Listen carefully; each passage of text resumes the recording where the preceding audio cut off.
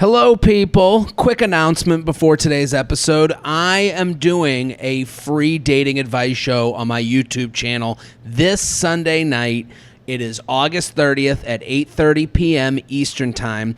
All you got to do is subscribe to my YouTube channel, youtube.com/Jared Freid. That's youtube.com/Jared Freid. You can tune in. I'll be giving dating advice live to you. If you want to be a part of the show, you can send in your email ahead of time. Send it to jtrainpodcast@gmail.com.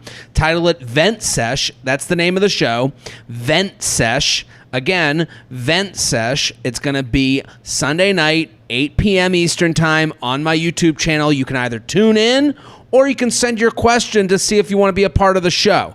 Also, during the show, you might get a little courage in you and you might have a question that comes up. You can pop onto the show while it's going on. It's going to be a live event. You can video chat with me, ask your dating questions, vent your heart out. This Sunday night, 8 p.m., August 30th, youtube.com/Jared Freid. youtube.com/Jared Freid. It's going to be like a live dating advice show. So get involved, go subscribe to my channel, and send your emails if you do want to be on the show.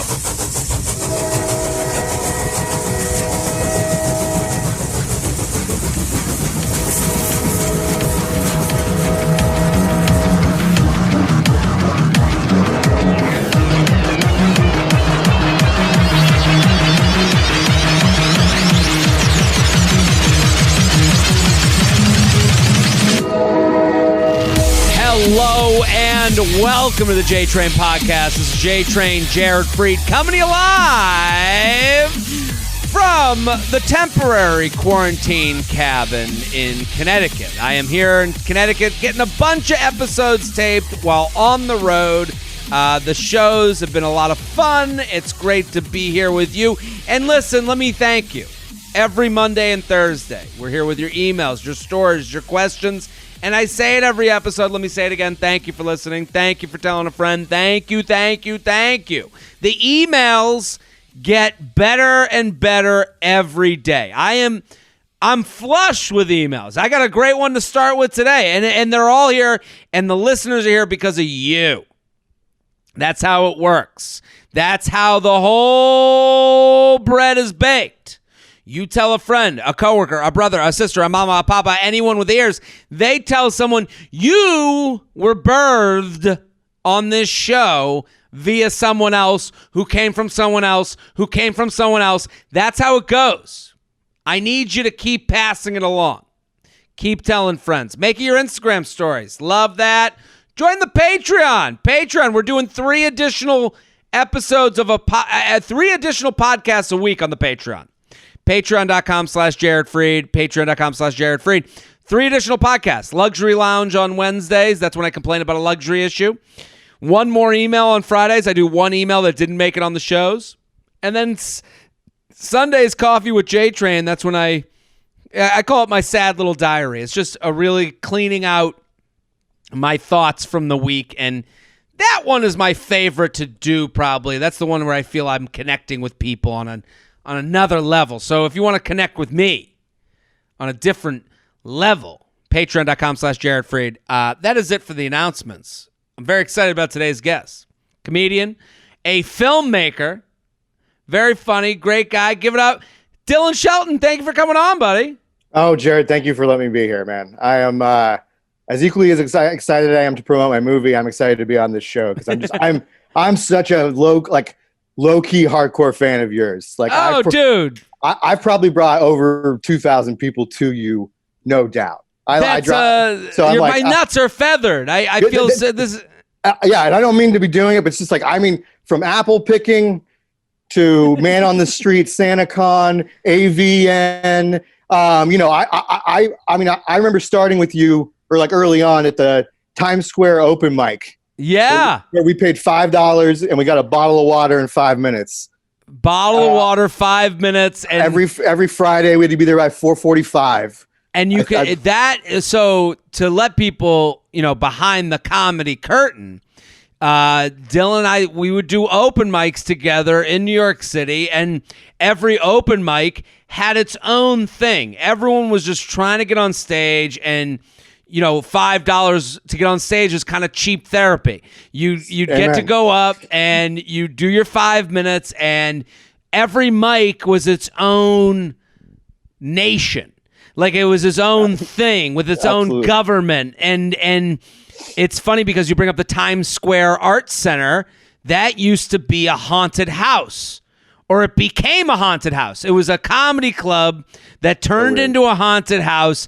But I remember loving that open mic because it was the end of the week. It was the Friday at 5:00.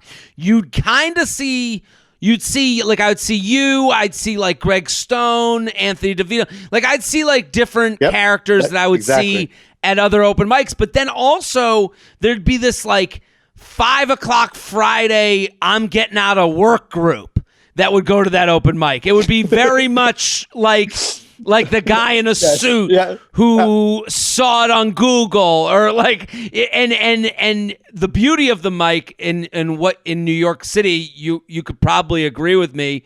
It's just when you do these open mics, it's hard to find mics that feel like a show. Well, yeah, that's what I would say is that all those people coming from work, all the hobbyists, would then provide an audience for those who were actually working. And so that's exactly how I thought about it. Yeah, so I would always look for mics where, like, if you could do a mixed music mic where you would have musicians there, because you could just, like, Park Slope had one that, like, Giannis Pappas was big at all the time, and that was like a lottery, but there would be tons of musicians there, so it would be like doing better than most book shows. And really, like, there's people, if you're out there wanting to start stand-up comedy, like, a lot of people when they start, they go, well, I don't want to. That mic had only comics at it. And you go, yeah, but you have to do those in addition to the other open mics that have the mixed people in. So and they all matter. They all kind of count. But but you have to realize what you're getting out of it. And I remember this Times Square Arts Center was kind of like, that was a place I could get like performance out of it and timing out of it. No, I watched you. I watched you work through apple picking. I used to do a lot of apple picking. Because there was like it was probably like a 12-week chunk where I diligently went there, and like that. And I remember vividly because, like, honestly, that's the only set I remember from those mics is your apple picking from that. It was rough. I appreciate it, and then I remember that open mic had an email sign up. So you basically, and again, this goes to like trying to make things work for you. I knew that if I emailed right away, I'd be in the top 10. Yep. And then you get the hobbyists as the after work people. Now you got an audience. You got a full room to do your performed out jokes that you've been working out at the other shitty open mics because you're going to be number 1 on the list or number 5, and you could get the fuck out of there afterwards. Yeah, you could be done by 5:30. And Friday night was always that night where, like, early on, like, way more pros were out crushing like the spots. There weren't as many good book shows, so you'd be like, you could get done at Friday, go hang at some good shows, and be done with your week of open mics. Absolutely. It's funny how we were all on the same wavelength with that open mic. Well, we were on a similar schedule, so it makes sense as well. Like, we were both ending there, but it was always just like an easy, like, okay, all the shit that I've been insecure about all week because Michelle Wolf stared through me while I performed at it, or somebody that's like, somebody that's like I'm going into a mic in the city where a comic that's great is just like, this guy sucks. I need that time. I need those hobbyists laughing at my the confidence build. Yeah, absolutely. So Dylan, where are you living now? Where are you? What's going on? Currently, right now at the moment, I'm in my apartment in Park Slope, like Brooklyn. And you made a movie, which is a fucking unbelievable feat. That is, and what got you into this? Have you always wanted to make movies? Yeah. So I wanted to make movies. I was raised by films. Like, my fathers are heroes from story arcs. White saviors that everyone hates now. But that's basically who raised me. Like Bruce Willis in Fifth Element, Christian Slater in True Romance, Coach Taylor, Jack Dawson from Lost. These are my fatherly figures. And so I've been hardcore movie nerd my whole life. And so I was trying to make movies from my hometown, Columbus, straight out of high school. Like I was doing it, but there was no industry there, no one to collaborate with. I ended up getting sucked into working for money after time. And then I dropped right before going to law school. I dropped out and started doing comedy because I wanted to storytell, and I could do that by myself at a mic. Well, it is and it's why a lot of people get into stand up and do open mics. It's kind of like a cheaper form. It's also why a lot of people should quit. But why? Because they're doing it for the wrong reasons. I mean, if you get the ability, I would say also the reason I like doing that. I remember when I was doing this podcast starting out. You say the wrong things, whatever, but I at least got the opportunity to hear myself say it on stage a lot of times before I would say it on this podcast. So of course, it is helpful. It's a transferable skill, you know? It is an amazing skill to learn. Like if you can figure out how to be yourself with friends on stage, that is a skill that will translate to every career in your life. So there's all, but I was just making a comment about I got in to comedy, was developing, but then I saw the film industry here in New York after I moved here. So I was doing I did 500 shows in my first year and a half in the Midwest, just hustling. And then I was like, screw it, I'm gonna go to New York because if I'm good at this and this is gonna be happening, I need to get punched in the mouth now. So I came here. I worked professionally just as a comic for the first 2 years. I was middling, but I would set up my own tours with up and coming killers so that I could open for them. Totally. This was my way of getting stage time. So I was early on grabbing all Hannibal, Anthony Jeselnik, Amy Schumer, bringing those people to shows, and then I would create the spot where I would get the feature, and then I would also get a percent of the producer's cut because I put the show together, and I could make a living. I could scrap by with that, and so. But over time, and this is we'll get into relationships because my wife, I moved here with my fiance.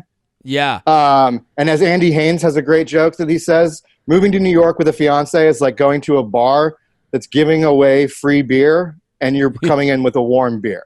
It's just don't move to New York with a fiance. If you're trying to pursue a selfish career, especially. Sure. So I came here and then I developed my first hour. I was getting ready to do an album and my wife left me cold. And my whole hour was about being happily married. So I remember this because when we had met, I remember you'd be with your fiance a lot. She would even come to the Times Square mic. Dennis would scream she's with you. She's with you. He would because I'm a fatty and she was not. And so I definitely it was always why is she, why is she with you? But I remember you just being with your fiance all the time or your wife, and then I remember I think we messaged a little while back and you're like and you were like, yeah, I'm divorced, and I was like, I was a little surprised.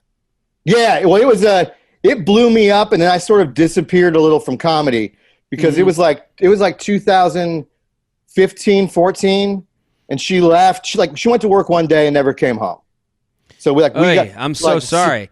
16 weeks later, told me she's having an affair and that she ended it, wants to get back together. It's a shitstorm, but I just but that whole summer, she left me in April. That whole summer I was middling for people doing my 30-minute feature all about being happily married. So I'm I remember in June, I was opening for Michael Ian Black and then started crying as I came off stage. And he's just like, what is going on? I mean, and that's such an emotional, that story, you can understand it because you're literally doing an act and then you have to come back and deal with reality, and that's got to be incredibly hard.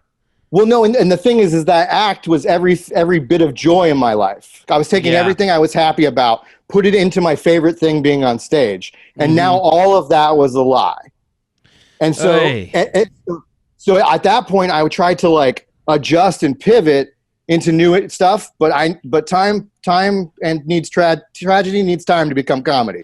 We know that because I immediately went cold and started doing jokes about my present situation, and crowds were mortified. Yeah, like I was getting hugs, not laughs. Yeah, because I would do stuff like, my wife hasn't been home for 12 weeks. Do you anybody have any idea want to know where she's been? And people would be like, yeah, and be like, well, so do I. Do you have a clue? You know, like, and that just like people aren't ready to laugh at that, even if I'm trying to make it work. And they're not sure if you're, and they're probably sensing that you're not okay.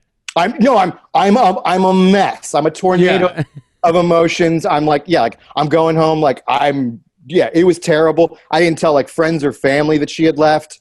I didn't know what was going on. And so I was did you get any, I mean, obviously you got some finality out of it, your divorce, but fuck yeah. How did it, when she left, did you get like to talk about it? So literally our divorce happened completely over text. I have it all. I saved. I'll hopefully turn it into a book someday, like a coffee table or bathroom book. Just read my divorce. Sure, but that's a great title. Yeah, I mean, but every time I've gone back to like read through it, I'm just like, not right now. Like, I'm like, come back to that because it's really raw stuff. Because she left, never came back. She ran a bar on the Lower East Side. She just started staying with a bartender friend of hers, which is really another guy. And then 16 weeks later, reached out, told me I'd already moved out of our apartment, got a sublease. She met me at the sublease because she wouldn't talk to me. So I was like going on tour and then just getting nothing from her. And I wasn't going to go into her bar because it was like a dive bar where the Hells Angels hung out at. And like I've been to that bar. I think I saw you at that bar. Yeah, Edge. It's one of my buddies. Like it used to be his like favorite bar. Yeah, so we'd go hang out there. Yeah.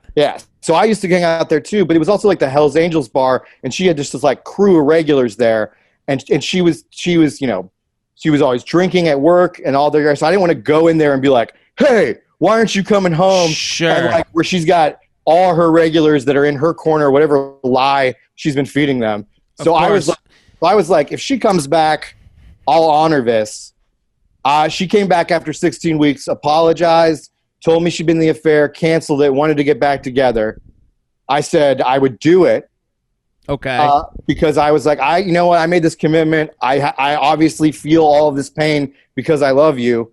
But so I'm gonna go through this. But you got to know something now. Like when you got with me, I was as confident as it gets. Like especially for how I look, way too confident. That's why I bagged her in the first place. So, and I was like, now I have no confidence. So you need to be the stronger one in the relationship, like selling me that this is real. And then the guy can't exist anymore. Like he can't come to your bar. He can't be on social media together. Like he has to not exist because I'll never be able to deal with that. So what did she say to that? She said, okay. She left and I never talked to her again. Wow. Yeah. I mean, I'm so sorry. Yeah. Right. Yeah. Haha. This is funny. But no. But I think. Listen, this podcast gets into. This is the subject of the podcast that we're on right now. Precisely. So that's why I'm asking these questions, because not to like bring up a horrible thing, because I love talking about it. Like it's good. It's healthy for me because I've processed this. Like ultimately, like she was working at a bar, developed a drinking problem. I became more disciplinary. So like when she would come home, I'd be like, let's not drink on your day off. And it would be like, it was like I was always being the one who was trying to be more, if you will, disciplinary or parental in the way of being more responsible. So coming to me was like less fun. Sure. And then she just started to avoid me like her father who had abandoned her. So, this all makes sense in a storytelling way. Yeah. So I don't necessarily I don't have that ill will towards her or anything like that. Like she was younger than me. She got into an alcohol problem and then she felt like she felt like she needed to get out and she got out by avoidance. And, and that's an immature move and like, whatever, like all she had to do is be like, I'm done. And I would have been like, okay, that sucks. And we could have moved on. But it took us 18 months to get divorced. Wasn't until she was pregnant with the other guy's kid that she wanted it. And so like she's, and it was just like, messy and ugly as far as, but all over text. I never saw her again. So that ends, and are you inspired to make a movie? Are you so as while that's happening, I have good friends that make commercials for a living. Mm-hmm. And I've got to get out of my current apartment that she's now abandoned and not supporting at all. I'm living off of comedy as a shitty middle. Mm-hmm. And so I got to get out of my apartment because her sister was crashing at the time. Hey, and her dog's there. So I'm like, I've got to get out of this place because she's not coming home because I'm there. So I'm get a sublease. So I need to pay for 2 apartments in Brooklyn at the same time. Off of that. So I get restaurant work, and then my buddy who makes commercials puts me on a truck as a production assistant. Okay. So for that, for the next 3-4 months, I work 140 plus hours a week until I can save enough money to get my own. I needed to put like $10K down to get an apartment. With I had no credit. It had been A-bombed from stuff in the past, and I was like, I'm a comedian. So it was. Sure. So I had to. So I just worked, and work was a good distraction. And then because I was making commercials, I realized that you can make a living in New York in the film industry, and it's better than working in restaurants because I'm passionate about it. It was a kick in the teeth to be a 30-year-old getting coffee for 22-year-old ad agency executives that are just full of shit. But I took that for a few years and then built myself up because I've been producing tours with talent. I knew agents. I ended up I'm working on a commercial with Hannibal Buress. He's like, "What's up, dude?" He remembers me from shows. Of course. So, and also with the production world, you realize that it, again, to be on a set is motivating.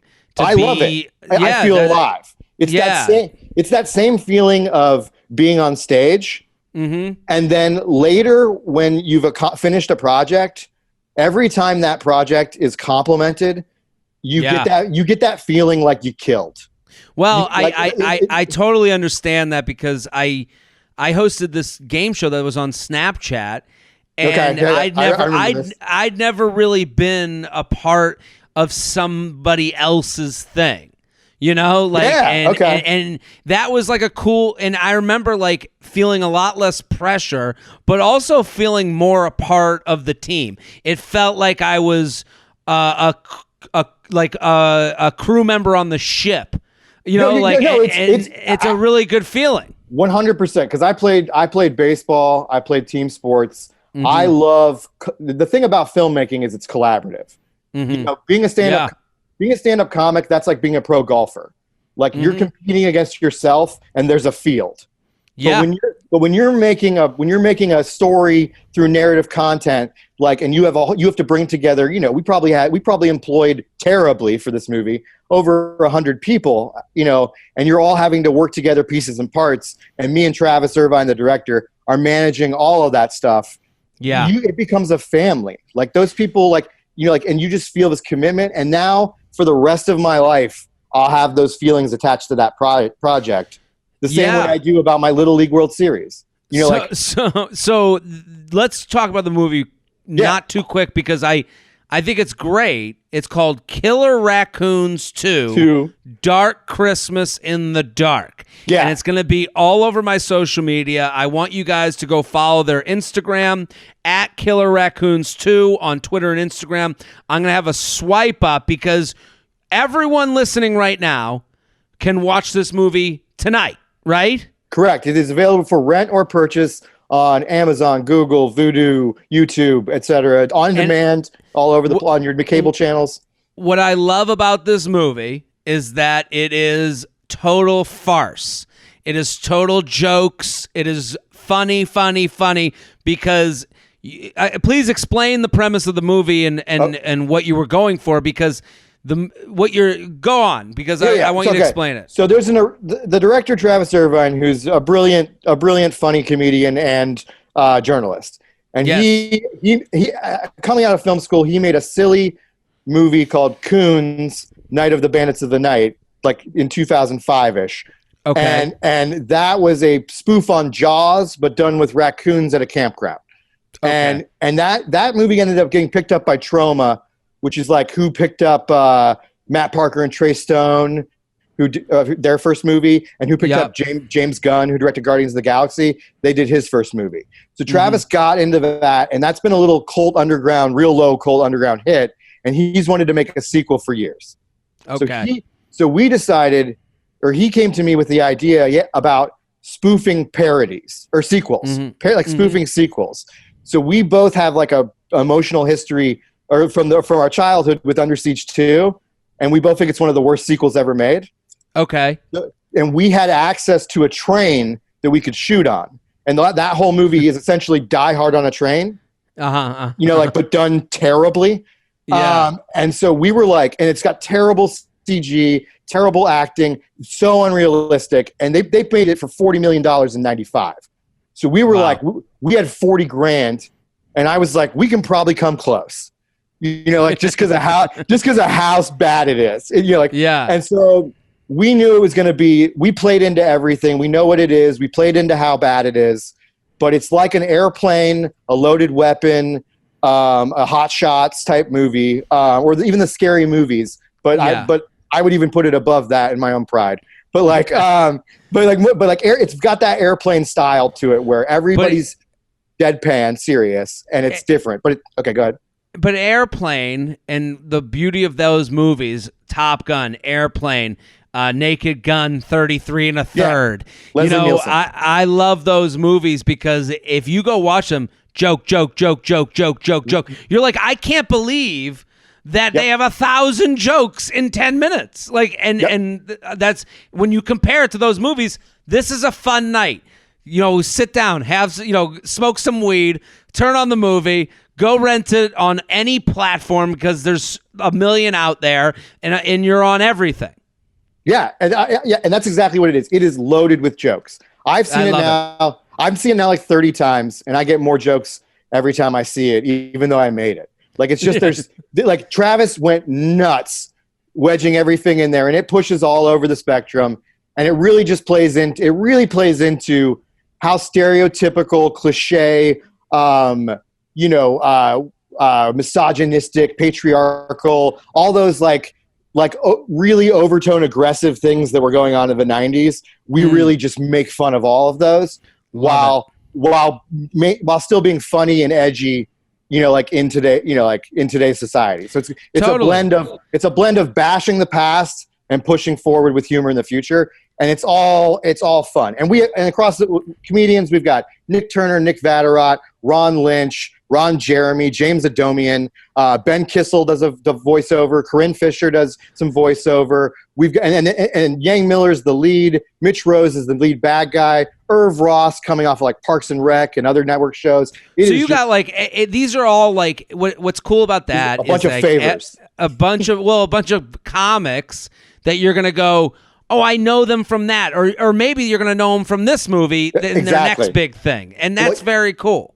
Well, that's the thing is we wanted to lay the ground with all of our comics that we could get to do for nothing that were available when we were shooting. We just Travis reached out to people and was like, will you come do this? And we filmed this in 2017, 2018. Mm-hmm. All of those comics careers have tripled in success since then. But that's the fun part of it is exactly. It's so much fun, and I can't wait to watch them grow because James Adomian's Biden right now is the best political humor thing out there right now. If you go find it, it's so on point. I like, but that's what I just love watching. All these people are going to continue to rise, and this movie will be sort of, encased for them, and we got to work with them at that time. It's a cool little stamp in time for everyone. Absolutely.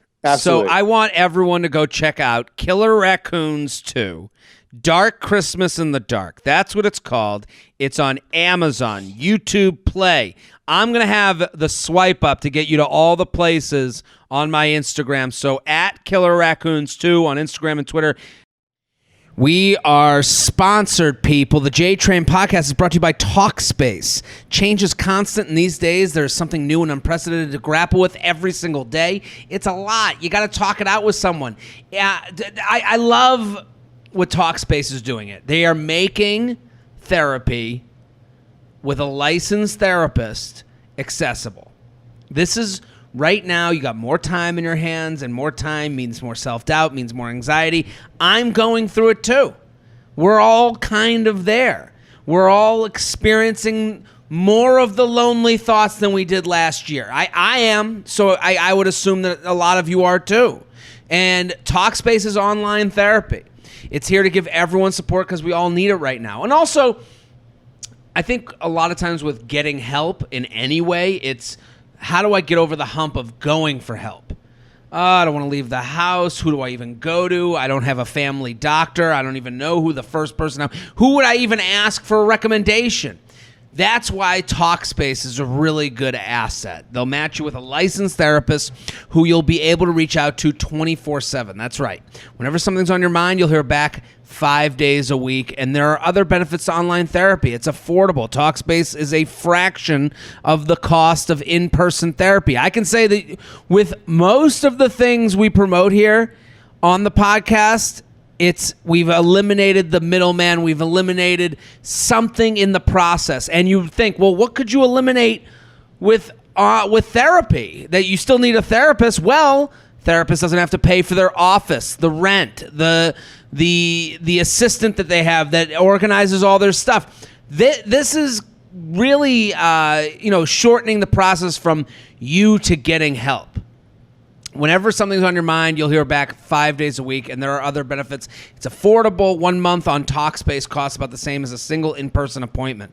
And once you're in their network, you'll have access to thousands of therapists. They've experience treating a range of issues: depression, anxiety, substance abuse, relationships, food, and more.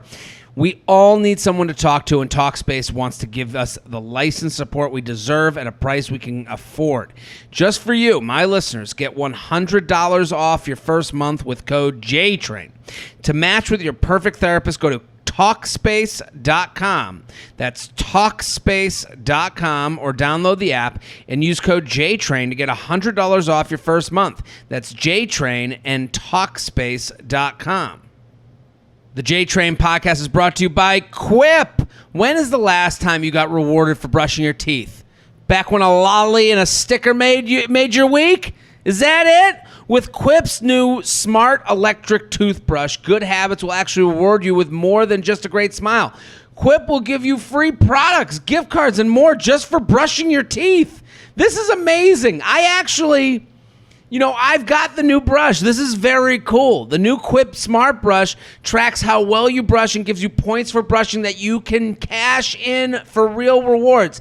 I will say this. This is going to be a long walk to why you should get Quip and this new Smart Brush, but I used to be, I still am, I would call myself a nervous flyer. You know what made it easier? The minute I got involved with the whole points game. The minute I attached my credit card to the Delta app, this sounds like an ad for Delta, but I'm just saying, the minute it became worth more than just getting somewhere, I became less of a nervous flyer because I'm going to get those next 10,000 miles.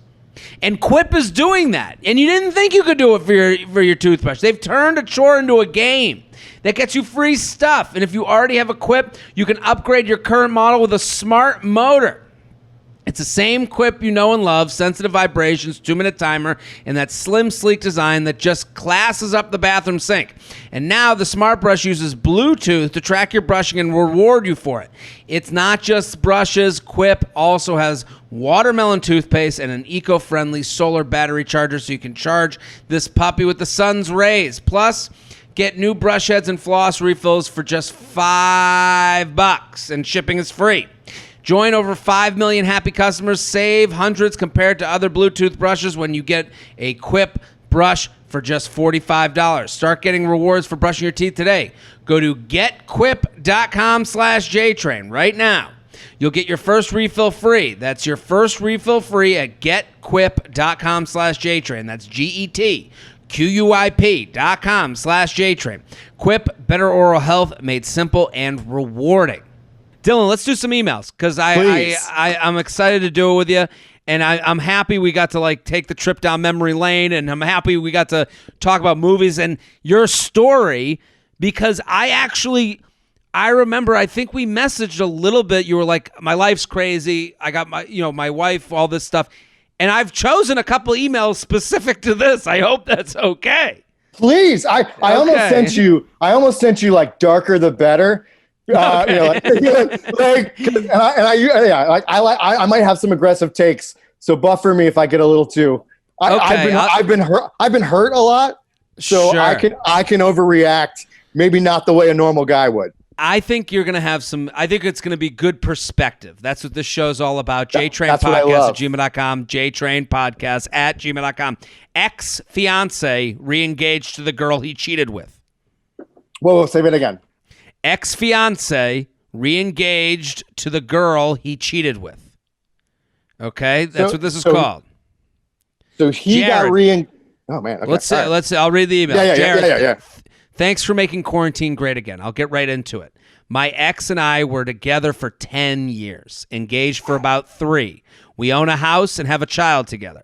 Things got rocky last year, and he had an affair with a woman who has the same name as our daughter. That's the kicker. That's interesting. He and I split up, and for months he continued to message me and tell my family that he would do, quote unquote, everything in his power to make us work again. I sat back to let the dust and emotions settle, and within that time, he and the new girl got engaged. I'm stunned, hurt, feeling inferior and insignificant. What makes it worse is that all of our mutual friends are supporting him, and none have reached out to me to see how I feel about it. And she is going to be the official stepmom to our child. Barf. Aside from avoiding social media, what can I do to get past this and stop spending so much energy on feeling resentment and negative thoughts? I have zero desire to be in her shoes. I don't want to reconcile. I'm just pissed, and frankly, it's a little humiliating with them broadcasting this news everywhere. Brutal. I feel like I got off easy. First off, fuck this guy. Right off the bat, she does not deserve this. First piece of advice I could ever say to anybody based off of that kind of trauma is the best revenge is to live well. Yeah. So you've got to figure out how to be happy and distance yourself from this situation in any way, shape, or form. Your love has to go strictly to your child, and you need to be indifferent with them. And you don't need to badmouth them to your child. You need to make sure you're living a happy life so that your child sees that you're moving forward and not get caught up in this stupid drama reality TV show triangle that you've been put in. The most I agree with everything you're saying, and the first thing that came out of you that I hear when you say fuck him, I agree with that because again, what he did and to kind of it sucks. It's okay. Listen, you're with someone 10 years, you cheat. Okay, fine, that's a mistake. Fine, you guys break up. Then you tell the woman that you cheated on, I'm going to do everything in my power to make us work again. Complete lie. And then he ends up engaged to the new girl. What he's doing, he's using you to get through his emotional problems. And essentially she's going, it's getting a job offer and then going back to where you're at and going, hey, I got this offer. Will you match it or raise it? And I won't leave. It's like he's relationship negotiating. Sure, and that's all, and everything you're saying is all in service of him. If a company did that to you, they would do it to improve their bottom line. It would be a fiduciary responsibility. But we're talking about people's lives. But I'm saying, that's why I'm saying let's empathize. Let's just say everything he's doing isn't because you're worse than his partner. It's not about. It has nothing to do with her. That's the thing. It's about his emotional. He's being very selfish with fixing his emotions using other people, fixing his problems and his loneliness. And so now when he's with this, now he's got this new girlfriend, or now they're engaged and they're on social media. Did you have any issue where friends were supportive of your ex or in this way? That's something she goes. I'm pretty hardcore when it comes to like what I will tolerate and what I won't, and so basically if you have any contact with her going forward, we don't. And I don't care who those people were. Do you know? Because Sure. there was no way to look at the situation and not. I was a victim. I mean, I got pity. Let's call them pity hookups left and right. Afterwards, there was nobody that could hear the story and not be on my side. Now she could have spun some stuff with the people at her bar, but those weren't my friends. Those are they weren't there for you anyways. So as far as any friends we came into the relationship with, we exited with, I would say, on that way. But there was no. I thought it was a hard line. If anything, people could be more. People could be frustrated with her, but I kept it under wraps. I never announced it. I didn't. I don't want to. I basically stopped using social media to talk about my relationships in general at that point, realizing that I'm setting myself up for failure. Yeah, I think what you said in the beginning too of like living well is like the best revenge. Like, I think for her, she says aside from avoiding social media, I would unsubscribe from the husband or from the ex, from her. What can I do to get past this? I actually think the solution to this is because the problem is she has to have a relationship with them because of the child. But exactly. But her only motivation when it comes to her family plight should be what is best for the daughter. Yes. This scenario. And then everything else outside of that, that part of the relationship with your daughter should be about bettering your life away from them. Yeah. But I think it starts with the daughter where you say has to go to the daughter.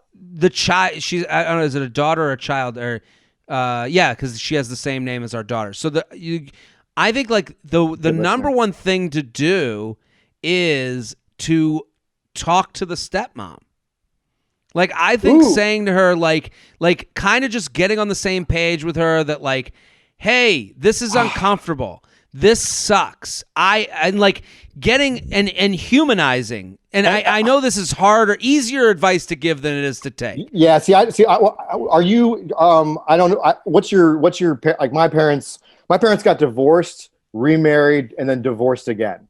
So when I was 4 and 7. So do they have relationships with each other? Are they on good terms? My father passed away. I'm sorry. So they kept it. He gave my mom full custody and kept that kind of drama out of there. And he basically became a recluse after it happened. That's a sad mental health story. But either way, I got abandoned in this situation. So when you go, she has to talk to the stepmom.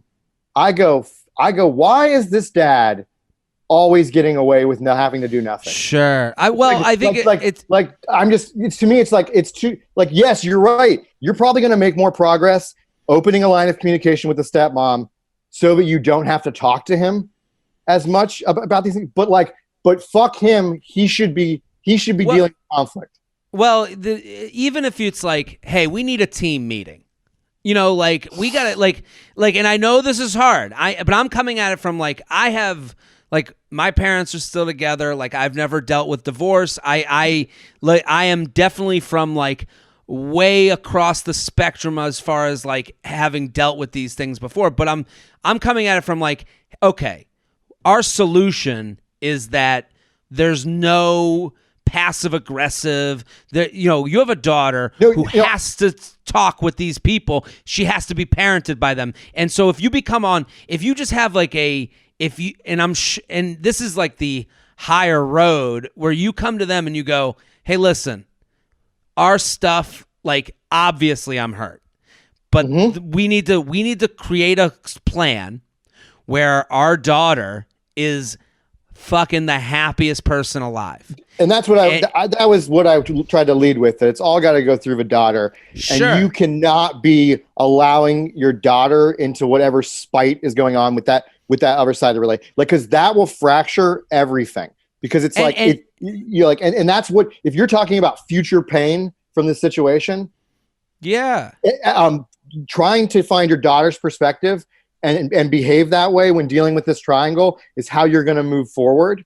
And then you need to distance yourself from any sort of interaction with them outside of that. But that's how you distance yourself. When Yes. you create a system where you're like, hey, all the other stuff aside, okay, what weekends are we doing? Where are they going to go? And then you find out that, like, this other woman, she's done a bad thing too, but maybe she's really good to your daughter. Maybe she's really, like, you don't know, so now you work out a system where, like, okay, now we know what day she's going to you, what day she's coming to me. Now I'm free from the passive aggressive thing that goes through my daughter. I'm free from hearing about things. Now I don't have to, like, hear it secondhand through a toddler, where you're, like, getting half a story and it makes you feel bad. I think the more structured the family situation is via the daughter, the structure, if that's set in place, then what you're saying, you're free to go, now I'm dating. I know the nights I can go on dates. I know the nights I can go to the gym.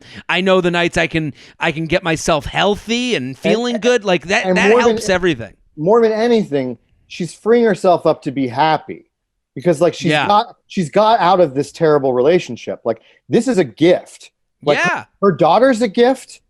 Mm-hmm. And getting out of this shitty relationship is a gift. So now she still gets to love her daughter. And then she gets to go have an opportunity to go make herself better. And that's what she's got to embrace, because, and that's what I mean about with not using the daughter for any drama and all that. You want, a part of the revenge is, you want, when the daughter's with the other two people, to be like, oh no, mom's always speaks positively of you guys and is never, like, you don't want, because that's how parents lose when they start picking at the other one, and then that's how you'll just embitter your child, because they won't know how to perceive it, and then you won't be happy. You'll continue to grow with your bitterness. And all of that stems from structure. Like, I noticed it 100%. With myself. I noticed it when I started working with a trainer over the phone, and then we started doing, and we did like 10:30 a.m. every day. That's just a locked in time date every day. 10:30 a.m.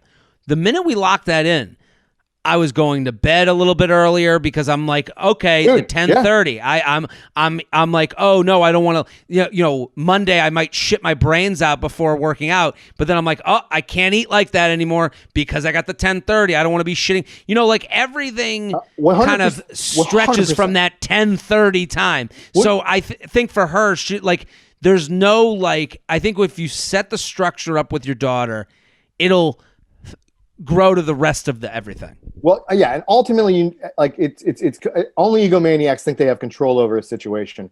But when you start to add structure into your life, you are giving yourself some control. Because if you can follow that, like, I recently, because of Corona, man, I just been packing on the pounds. Like, I had a bad, I was unemployed through all this. The film industry shut down because I make commercials for a living. And then so I was just gaining weight. I switched to intermittent fasting 3 weeks ago. I've dropped 10 pounds, 2% body fat. I am not hungry outside of my window. After I got through 3 days, I'm eating less. I feel more in control. And I just went on an 11,000 mile road trip eating only fast food for the last 10 days. And I lost 2.5 pounds. It's structure. Like, it's structure. It's all about the structure. And I'm just reinforcing what you're saying. They're like, I couldn't agree more. The J-Train podcast is brought to you by Gabby Insurance. We're all looking for ways to save money, especially now. When's the last time you looked at how much you're spending every month on car insurance or homeowners insurance? Well, now's the time to check out Gabby and see about getting a lower rate for the exact same coverage you already have. This is amazing. I have to say right now, you want marketplaces. That's what you want. You want a marketplace. Gabby is giving you the marketplace, and it's online. So Gabby takes the pain out of shopping for insurance by giving you an apple-to-apples comparison of your current coverage with 40 of the top insurance providers like Progressive, Nationwide, and Travelers. Just link your current insurance account, and in about 2 minutes, you'll be able to see quotes for the exact same coverage you currently have. Wow, I love easy ways to save money. I'm putting money in your pocket. I logged on and realized I could save a ton on insurance with Gabby. It took only a minute and I saved a ton. Gabby customers save $825 per year on average. Oh, wow. If they can't find you savings, they did it for me. They'll let you know so you can relax knowing you have the best rate out there. That's assuring, just knowing there's money out there, people. And how do we put it back in your pocket? You're already spending it. Let Gabby find you ways to get savings. And they'll never sell your info, so no annoying spam or robocalls. It's totally free to check your rate, and there's no obligation. Take 2 minutes right now to see how much you can save on your car and homeowner's insurance. Go to Gabby.com/JTrain. That's GABI.com/JTrain. Gabby.com/JTrain. JTrain Podcast at gmail.com, JTrain Podcast at gmail.com. Here with Dylan Shelton, at Dylan H. Shelton on Instagram and Twitter, at Killer Raccoons 2. Killer Raccoons 2, Dark Christmas in the Dark. It's all over my Instagram. I want you guys to go check it out. Go watch the movie. Have a fucking laugh. Boyfriend insisting on asking dad's permission to propose. Okay. Morning, Jared. Long-time listener, first-time writing in Feather. Anyways, my boyfriend and I have been together for 2.5 years. We bought a house together almost a year ago, and lately the prospect of marriage proposal has been casually brought up here and there. Awesome. So here's my issue. My parents live 3 states away. I see them maybe once a year. I haven't seen my dad in a year and a half as medical issues prevented him from traveling here last month. And my boyfriend drunkenly admitted he planned on asking him for permission to propose. My boyfriend is old-fashioned, but quite frankly, I find the tradition outdated and hate to say it, like an excuse to hold off our engagement. Is it feasible to talk him out of the mindset, or am I going to be sat waiting potentially another year until we see my dad? I doubt he'd go for a phone Skype call to do it either. I'm just unsure how to approach it without feeling like I'm rushing him. Please help. Thank you so much for maintaining sanity to my many through quarantine. What do you think, Dylan? There is so much to unpack here. So like, yeah.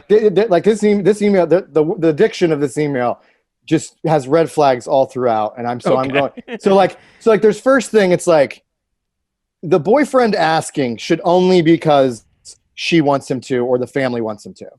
Okay. Like if the girl doesn't think it's important, then I immediately go, to me, it's like, what do you mean you're going to wait a year to have a conversation because you can't do it over the phone? Like sure. if I proposed that if I was saying that in the guy's shoes, I would be stalling.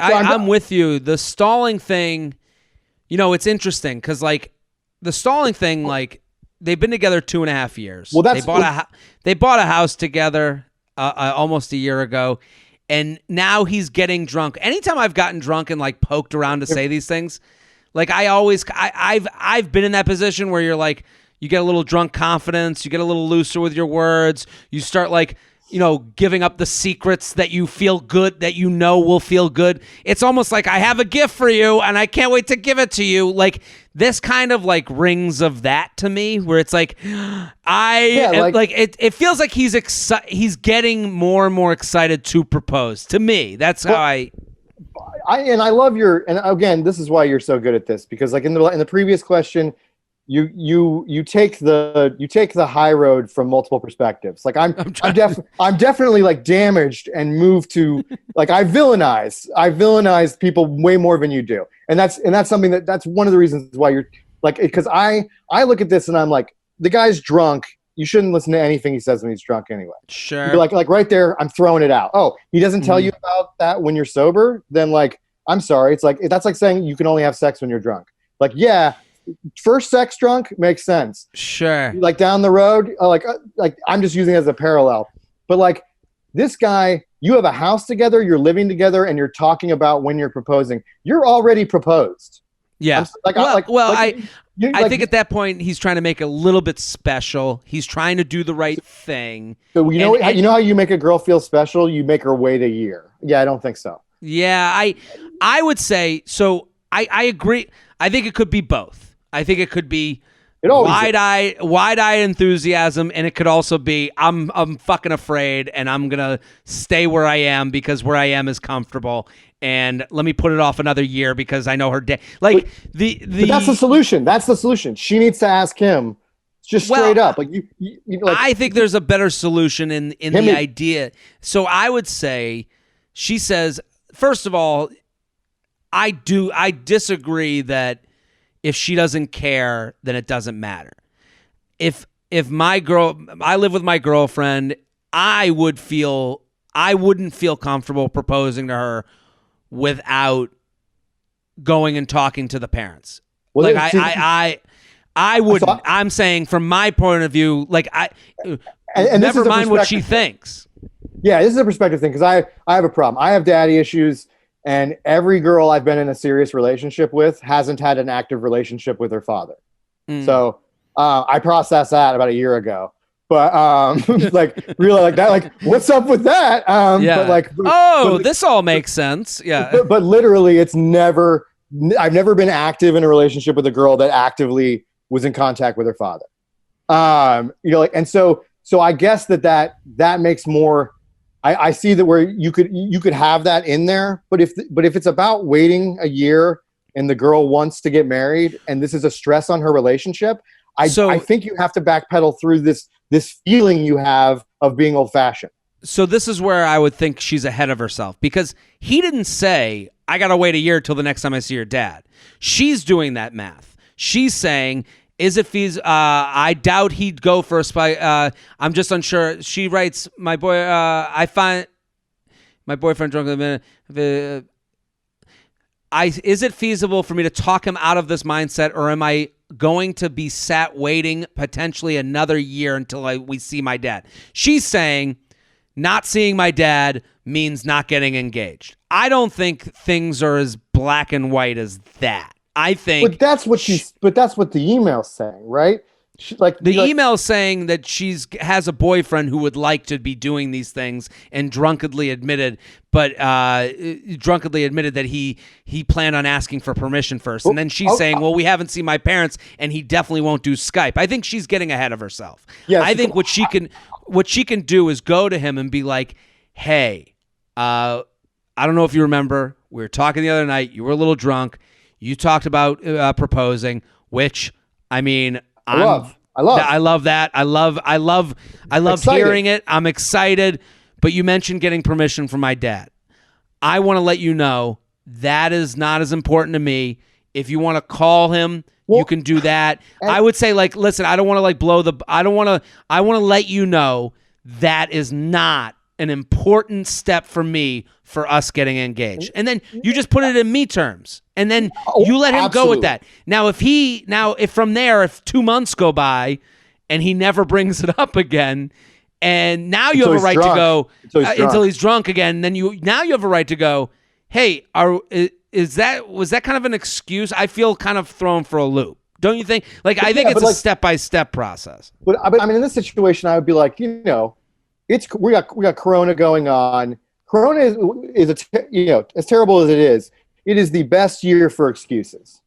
Oh yeah, you can do anything you want because of Corona.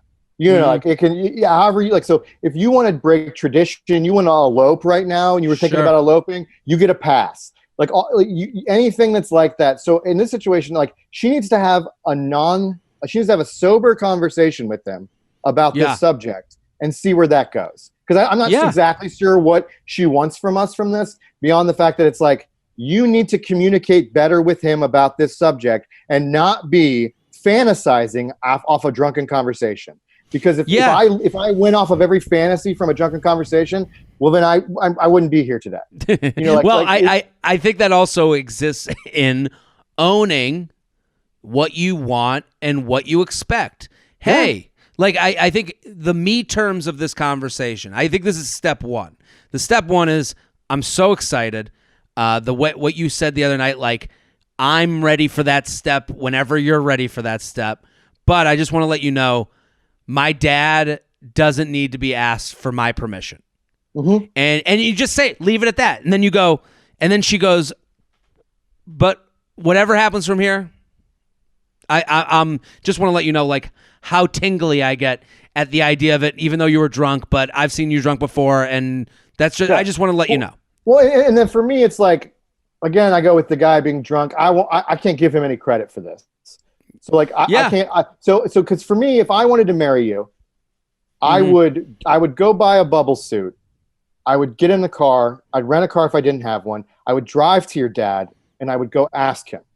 Yeah, like that. You know what I mean? Like, and that's the pretense in which I want to get married or I want to get proposed to. That kind of passion. This sort of like, oh, I've been milking this. Yeah, I've been thinking this is like that. I'm sorry, that's not marriage. We're talking. It's 100-100. Like, what are you trying to? Are you passionate about being in this relationship or are you not? And so this sort of like, this is like moving from Tinder to texting. He's like, being a little precious about it, and I agree. Yeah. And it's a little too casual about something that's forever. Totally. JTrainPodcast@gmail.com. JTrainPodcast@gmail.com. We'll do one more email. Please. You ready for one more? Yeah, please. Past lover jealousy. Yes. I'll get right to it. My ex-boyfriend, who I was with for 2 years, just got a new girlfriend. We broke up about a year ago. It was not mutual. I wanted out of the relationship, and he definitely did not. Anyways, his new girlfriend is the girl I was always, quote-unquote, worried about. I just knew he was kind of into her. It's his sister's friend, and she's very beautiful, seems kind, so I totally see why. So now to my question. Why the fuck is this bothering me? He reached out a few months ago wanting to try things out again, to which I declined, and reached out multiple times last year too. I had so many opportunities to get back with him, and I never wanted to. So why now that I see he has a girlfriend do I feel jealous? I know I don't actually want to be with him. It's just envy in my ego. Is this normal? How do I get past this feeling? I'm constantly checking their IGs, even though I don't follow either of them. Ooh. I think it bothers me so much because I knew he liked this girl while we were dating. Any advice is appreciated. I'm sick of feeling this way. Thanks so much for all the content. What do you think? I got lots of advice. Can you give me the first 3 sentences again? Because there's a pretense. I'll get right to it. Okay. My ex-boyfriend, who I was with for 2 years, just got a new girlfriend. We broke up about a year ago. It was not mutual. The emailer wanted out, and he definitely did not. The new girlfriend is the one she was worried about. And now he's in a new relationship? With this girl that he liked, that she had a feeling he liked while they were together. Okay, and did she say he reached out as well, or she's just observing this now and upset? No, he reached out a couple months ago being like, we should try it again, and she said no. But he's in a relationship. Now he is. Okay, so she missed the reach out. She's feeling she missed the boat, quote unquote, but she doesn't. Yeah. Well, okay, so she probably thinks that the girl he's with is better than her, and that she missed out on a chance with a guy that was good, and maybe she's not going to find that opportunity again. It sounds like you're living in the past and regrets, and obsessing over a missed opportunity. And you can do that all you want, but that's a miserable way to go through life. Like you're better than this guy. You know that already. Like you have to have more confidence in yourself. Well, I would say she starts her email by saying, "Is this normal to look at someone else's relationship and feel envy?" Sure, of course, that's totally normal. That's what social media is. Yeah, and how do I, girlfriend? Why do I feel so jealous? Because they're sharing the idea of what you're looking for. 100%. So you're looking for a relationship that looks good on social media. You're looking for the things that they seemingly have achieved. It's totally normal. I can totally understand all of your feelings. They're all worth it. They're all warranted. They all make sense to me. The thing that got to trip her up a little is that she kind of had a feeling that he had a thing for this girl while they were together. And it's like, obviously, I don't know. I can see that is. I mean, that's one of those things where someone goes, like, if my girlfriend was like, you think that, my girlfriend knows the type of girl I would think is hot. Of course. And so if we broke up, well, that's the thing. And then if we broke up, she wouldn't be surprised. I think the lack of surprise is probably upsetting. It's almost like this was their fate, that you got in the way. You're now the side player in their movie. And you just got to leave that mindset. I think the way to leave that mindset is you got to stop checking their social media. You got to understand, you have to always remind yourself, you didn't want this. You don't want to be in her shoes. It wasn't a her versus you thing. This is, you ended the relationship because it wasn't the match. You made that decision for good reasons. Yeah, there's a line from the movie High Fidelity when John Cusack says, "I've been thinking about the fantasy, but at some point I had to realize that the fantasy isn't real." And so, like, you were in a relationship with this guy. You got out of it. He tried again. You turned it down. Why? Because you knew it didn't go the distance. You read that scenario, and now you're seeing the fantasy, which is what social media is. So you're seeing the fantasy play out. You're seeing the sexy underwear. You're not seeing the granny panties. Yeah. You've got to realize that you're looking at what could have been if you guys worked. And what you need to realize is that there's somebody out there that you work with better or maybe like that. And you need to be trying to make yourself happy so that person will be attracted to you. Totally. Like that. Yeah. And understand that this is normal. This is totally. Well, that was, of course, she's asking the question, is this normal? And why is it happening now? It's happening now because you're seeing the fantasy that you want play out, and it was in grasp, but it was a lie. Okay? Yeah, absolutely. And then is this normal? Yes, this is what everyone is doing right now, especially during Corona. I mean, how many emails have you got? People have been hit up by their ex, reached out to their ex, snooping on their ex, because at this point, that's someone that you can reach out to. That's someone like their relationship. And you have time where the imagination can wander. And you have experience and previous memories that you can draw from to stimulate your own fantasy. Totally. So like new people, it's like creepy right now. Yeah. It's like much harder to read. But like literally, if I like hated a person from high school, I'm more likely to reach out to them than a stranger. Yeah. Just because I know their foundation. And the fact that you had something with this person means that you can grow that into anything right now.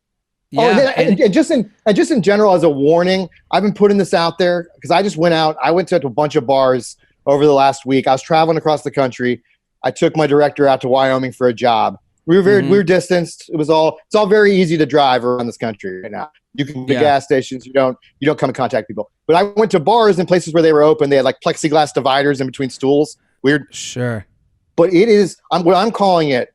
It is Nala season right now. Do you know what, like, Nala from The Lion King? Oh yeah, You know that look that she gives Simba when she's DTF?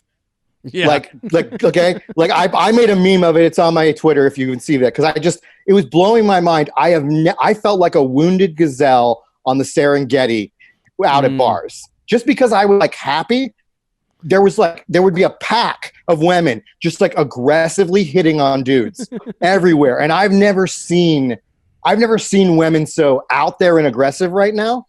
And the men just looked defeated across the board. They weren't game. And so I was like, there's never been a better time to be a single guy out at bars. Sure. Because girls are aggressive. And so that's why I'm calling it Nala season. But like it is, I had girls girls were like pushing themselves up against the plexiglass, twerking into the plexiglass, buying me shots. And I'm like, unbelievable. And I am literally just sitting there talking to the bartender. No interaction whatsoever. So it's time to get out. It's time to get out there. It's time to meet your match. I'm not single. I was not playing the field. I was just out visiting friends' bars that I knew that were open because I passed through my hometown and I stopped in a couple bars and it was like, what is going on? Dylan, thank you so much for coming on. Everyone go check out Dylan Shelton at Dylan H. Shelton on Twitter. The movie, Killer Raccoons 2, Dark Christmas in the Dark. Go check it out. Go support. Get involved. I'm Jared Freid. We're here every Monday and Thursdays with your emails, your stories, your questions. We'll be back next episode. Boom!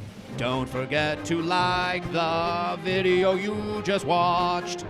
I have many more. Subscribe to the channel right now.